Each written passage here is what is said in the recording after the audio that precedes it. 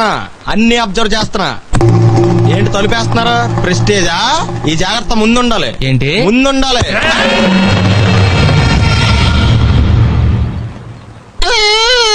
నేను కొట్టానా? మరి ఎందుకురా ఏడుస్తున్నావు? కొడతారేమోనని. ఆహా. ఏంటి నాన్న ముందే అరుస్తున్నావు? తర్వాత అరవలేనేమోనని.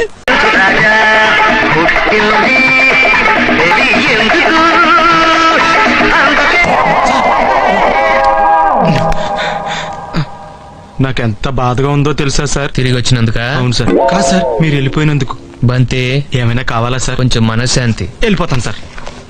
సార్ తీసుకోండి. ఏంటిది? Tiffin box. బాక్స్ ఇచ్చావు సరేరా. టిఫిన్ ఏది? లోపల ఉంది సార్.